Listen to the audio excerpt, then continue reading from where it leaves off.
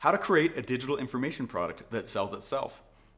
Doesn't happen. Someone in a rented Lamborghini might have told you that that's the case, and it just is not true. I want to teach you in this video exactly how to create an information product that does sell though. Let's dive in.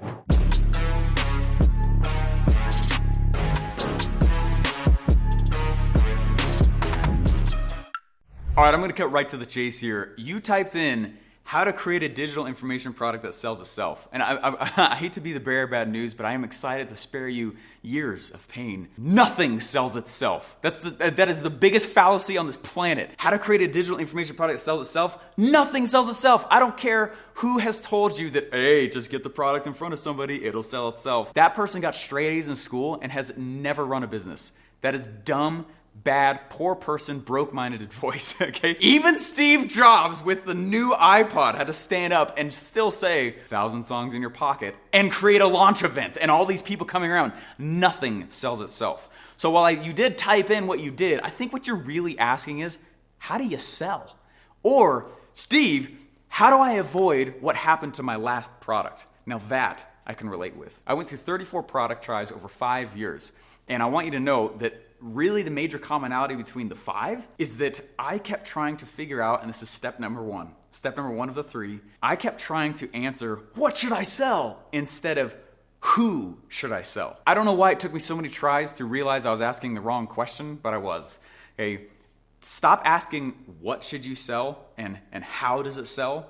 Instead, all of that gets answered for you in pretty much a fill-in-the-blank formula when you start with the right question, which is, who should I sell? Let me tell you the reason why. When you figure out who you want to sell, you get to know them, understand them. They start to tell you their problems, and then you just solve one of them. That makes your sales so much easier. If you've ever done that, like the pushy sales thing with someone where you're like, hey, like you gotta buy this, right? Used car salesman tactics, mentalities a little bit. The reason why that happens is because they're trying to fill a need is not actually a real need. They're solving a problem that doesn't feel like a problem.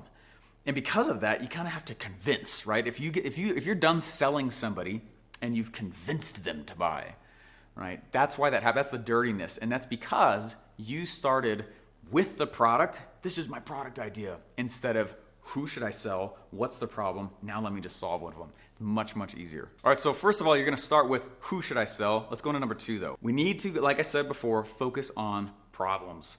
Problems are the key to being an entrepreneur.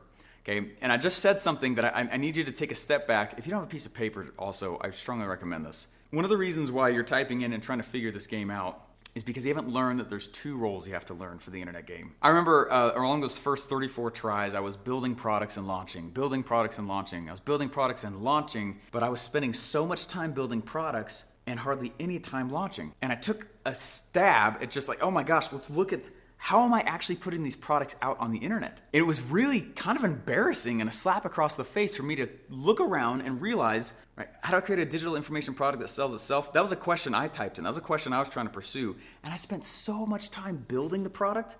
What was the launch like? There wasn't one. I would build a Facebook page and be like, I just launched my product. That was it. I would go and maybe tell someone of friends and family. I'd be like, I just launched a product. That was it. I wasn't being a marketer. Guys, there are 2 roles in this game. First is to be an entrepreneur. How to create a digital information product that sells itself is solved by, first of all, understanding that you are an entrepreneur for a while. Yeah. What is an entrepreneur in the business of, though? Finding and solving a valuable problem. That's it. But are all entrepreneurs rich? No. Why? It's because they don't do the second role. The second role is marketer. While an entrepreneur finds and solves a valuable problem, it's the marketer's role that delivers the solution to the marketplace. That's all they're in the business of. They're in the business of attention getting. That's all they do. And it's a different hat. But we walk around a lot of times and we say, hey, I'm an entrepreneur, and it's this badge of honor, and we keep that hat on, like entrepreneur, entrepreneur, entrepreneur. And there's a lot of awesome products out there that have never sold anything. And it's because someone stayed an entrepreneur. Take off the entrepreneur hat. Stop. That's the fastest way to stay broke. You want to sell? You want to create a digital information product that sells itself? Take off the entrepreneur hat and put on the marketer. Marketing is where you get paid. There's no such thing as a broke marketer, because if they're broke, they're not a marketer. Okay, money is the byproduct of marketing. So again, first of all, we start with who should I sell, not what. Second of all, we realize that there's a phase for me to be an entrepreneur, but there's also a phase for me to take off that hat and become a marketer. And unless you consciously do that, it's fun to create. And you get sucked back over into the entrepreneur space. You're like, must create, instead of how can I get attention to what I created? How can I get attention to what I created? That right there is the difference between a heavy wallet and a very, very light one that you can frisbee across the room. Okay, before we go into the final way to make sure things sells, hit the like and subscribe button so that I can add it to my plate, my caviar plate of YouTube expectations. Go ahead and leave me a comment so I can swirl your comment in my glass of socialist tears. The final way to make sure your thing is actually desirable, your information product actually, as far as you can get to selling on its own, because remember, nothing actually does, but the farthest you can get that though is to increase its usefulness, okay? We need to go in and we need to turn your product into an offer. There's a difference. There's a huge difference. There's a massive difference. Stop selling products. I never sell products. Products hardly ever sell themselves. You know, the closest way for a thing to sell itself, though, is to transition from product to offer. So Steve, what's an offer? Oh, great question. Thanks for asking in the comments. Hey guys, what is an offer? An offer is a product with increased usefulness. That's all it is. Hey, there's a great book that talks about how offer equals core product plus value add.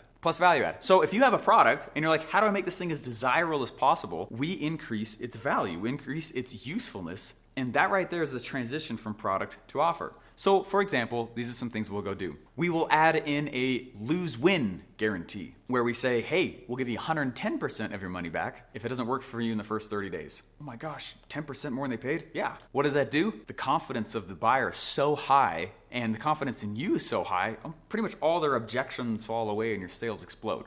That's a great strategy. How else do we increase the usefulness or the value of a product to turn it to an offer? Story. I can tell you a story that makes you look at it differently. Like, oh my gosh, that's one of the most powerful ones, by the way. You see me doing that all the time in these videos.